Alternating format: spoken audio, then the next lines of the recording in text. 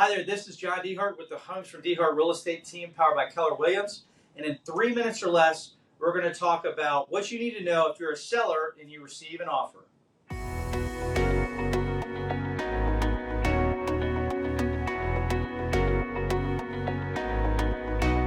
So one of the main questions I get all the time from sellers is, hey John, I'm getting an offer.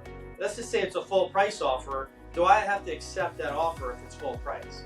The answer is no. You actually don't have to accept an offer if it's a full price offer. Even if the offer, let's say your listing is worth $500,000 and you're asking $500,000.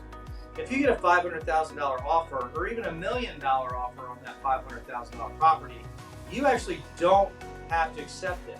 You don't have to accept any offers that people submit. There's two different kind of terms in a contract. Number one, there's monetary terms, which would be like the sales price or closing cost assistance, or maybe the earnest money deposit. There's also a non-monetary term, which would have to do with things like title work, dealing with contingencies when it comes to appraisals and finances and things like that. So a second point is that's really important when you're analyzing a contract that you receive as a seller. So you really want to make sure that you know who the buyer is. Number one, are they pre-qualified or are they pre-approved? Huge difference. We went over that in a previous video.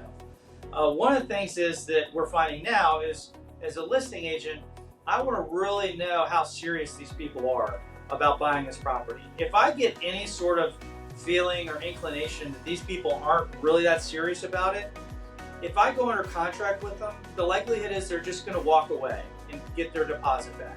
That's the last thing we want to happen. So based on what I'm seeing, I want to make sure that they're really hungry for this house, that they're in it to win it, so to speak. Huge factor when we're looking at offers right now. A third factor that's really super important right now is that I'm seeing contracts coming in on a daily basis. I want to make sure that the contract in its entirety is correct, because we're seeing all sorts of issues where people don't know who the actual seller is. We also, like for instance, if it's in an estate, if it's in a trust, you want to make sure that you have the right contract name in the contract. Otherwise, if you go into a situation where you're basically writing an offer on a property and you don't know the seller's name, you might be writing an offer on something that's not binding. We want to make sure that when we write it, it's all correct. Conveyances are hugely important right now. And any kind of material changes that have to happen to the contract after it's ratified, they have to get signed off on by both parties. So you want to make sure that you have all of those ducks in a row.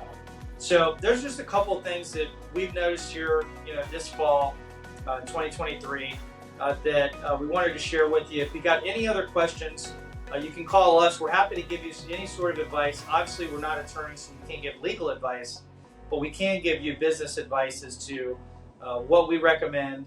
And after looking at thousands of these contracts over the last decade, we're happy to be a resource in any way.